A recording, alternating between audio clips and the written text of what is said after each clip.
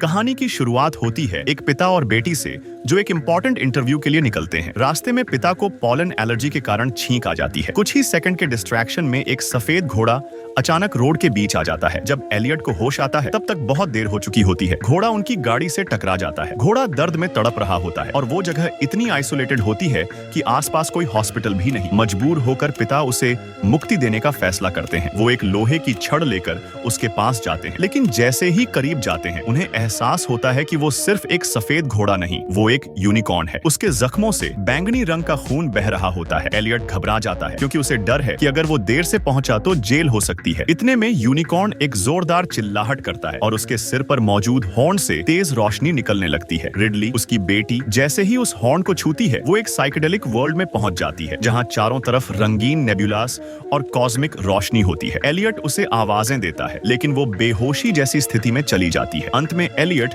उस यूनिकॉर्न के सिर पर छड़ मारकर उसे मार देता है। बैंगनी खून उनके चेहरों पर गिरता है। वो लोग गाड़ी में यूनिकॉर्न की लाश डालकर जल्दी से उस लेक साइड विला की ओर रवाना होते हैं जहां एलियट को एक अमीर परिवार का लीगल डायली प्रॉक्सी लॉयर बनना है। इंटरव्यू में जाते समय एलियट को एक चौंकाने वाली बात महसूस होती है। उसकी 1000 डिग्री की नजर अचानक बिना चश्मे के भी बिल्कुल ठीक हो गई है। उधर रिडली बाथरूम में जाती है और अपना चेहरा धोती है। यूनिकॉर्न के खून से सना हुआ रूमाल जब वो अपने चेहरे पर लगाती है तो उसे पता चलता है कि उसके कई सालों से जमे हुए पिंपल्स एक झटके में गायब हो गए हैं। उसे यकीन हो जाता है कि ये सब यूनिकॉर्न के खून का असर है। उसी समय गाड़ी में पड़ा हुआ मृत यूनिकॉर्न अचानक जाग जाता है। उसके हॉर्न से फिर रोशनी निकलती है और वो खिड़की तोड़कर भागने की कोशिश करता है, लेकिन एक सिक्योरिटी गार्ड उसे गोली मार देता है। यूनिकॉर्न मर जाता है पर उसका यूटिलिटी अभी बाकी है। रिडली और एलियट बताते हैं कि उनके एलर्जी, आईसाइट और पिंपल्स जैसे क्रॉनिक इश्यूज सिर्फ यूनिकॉर्न के खून से छूने मात्र से ठीक हो गए। यह सुनकर डाइंग बिलियनियर का उत्साह लौट आता है। वो तुरंत मेडिकल और सिक्योरिटी टीम को बुलाता है। रिडली विला में लगी एक यूनिकॉर्न वाली टैपेस्ट्री कालीन को देखकर रिसर्च करता है और पता चलता है कि ये टैपेस्ट्री मेडिवल टाइम्स से जुड़ी है। कुल 7 टैपेस्ट्री हैं जो एक कहानी बयान करती है। उस कहानी में एक राजा यूनिकॉर्न को पकड़ने के लिए कई हंटर्स भेजता है, लेकिन कोई सफल नहीं होता। अंततः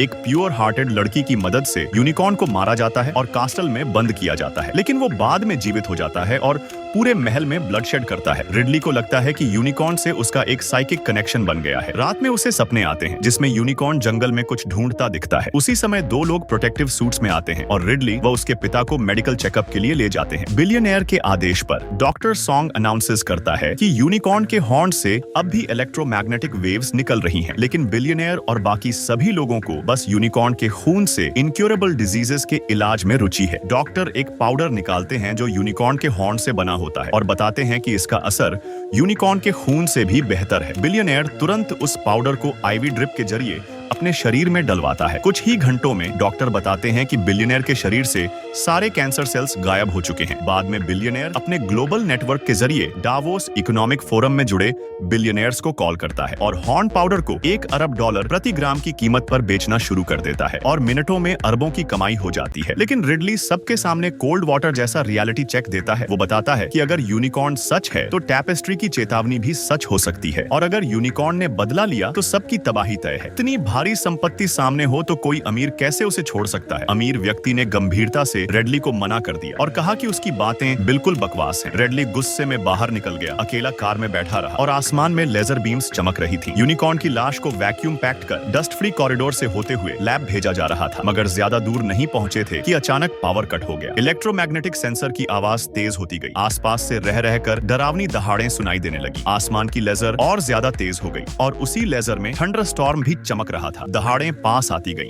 सॉन्ग को अचानक सीने में तेज दर्द हुआ। जब उसने कपड़ा उठाया तो देखा एक विशाल पंजा उसके शरीर को चीर चुका था। प्लास्टिक कवर के पार एक और भी बड़ी यूनिकॉर्न की परछाई मंडरा रही थी। रेडली कार में बैठा फ्लैशलाइट से अंधेरे में इधर उधर देख रहा था। यूनिकॉर्न को रोशनी ने आकर्षित किया और वो अचानक कार की तरफ दौड़ा। रेडली तुरंत साइड से बाहर निकला, कार के नीचे घुस गया, फिर मानसिक तैयारी कर तेजी से लॉक्ड रूम की ओर दौड़ा। अजीब बात यह थी कि यूनिकॉर्न अचानक शांत हो गया। वो रेडली के सामने घुटनों पर बैठ गया और अपना पंजा पंजा उसकी ओर बढ़ाया। जैसे ही रेडली ने उसे छूने की कोशिश की, सिक्योरिटी चीफ बंदूक लेकर आया और शांति तोड़ दी। घायल यूनिकॉर्न हवेली से भाग गया। सब लोग डाइनिंग टेबल पर चर्चा कर रहे थे कि यूनिकॉर्न ने रेडली को क्यों नहीं मारा। रेडली को याद आया कि दिन में उसने बेबी यूनिकॉर्न के पंजे को छुआ था। शायद उसी स्पर्श ने एक खास संबंध बना दिया था। शायद यही वजह थी कि यूनिकॉर्न ने उसे नुकसान नहीं पहुंचाया। अब अमीर आदमी ने सारे यूनिकॉर्न संसाधन पर कब्जा करने की ठानी। एक 5 लोगों की टीम बनाई ताकि घायल यूनिकॉर्न को जंगल में ढूंढा जा सके। नाम रखा गया वुंडेड यूनिकॉर्न रेस्क्यू प्लान। जमीन पर फैले खून के निशानों को फॉलो करते हुए वो लोग कोहरे से भरे जंगल में यूनिकॉर्न तक पहुंच गए। उसके चमकते पंजे ने उसकी लोकेशन जाहिर कर दी थी। अमीर आदमी धीरे से आगे बढ़ा, झुककर यूनिकॉर्न को छूने लगा, मगर वो नहीं जानते थे कि उनके पीछे एक और बड़ी यूनिकॉर्न आ गई थी। सिक्योरिटी चीफ को उसी वक्त काटकर कोहरे में गायब कर दिया गया। दोनों यूनिकॉर्न्स कोहरे में छिपे अचानक हमला कर बैठे। आखिर में सिर्फ एलियट और अमीर आदमी ही जिंदा बचे, मगर यूनिकॉर्न्स उनका पीछा करते रहे। इसी बीच ब्लैक सिस्टर ने बेबी यूनिकॉर्न का पंजा काट दिया, जैसे योजना थी। दोनों यूनिकॉर्न्स ने अमीर आदमी को दोनों तरफ से घेर लिया। वो उन्हें शांत करने की कोशिश करता रहा। शायद उसकी कोशिश काम कर गई। गॉन्ग बाओ यूनिकॉर्न ने धीरे से सिर झुका लिया। अमीर आदमी ने फिर से उसे छूने की कोशिश की, लेकिन ठीक छूने से पहले यूनिकॉर्न ने उसके सिर को चीर डाला। बाकी बचे लोग हवेली में भागे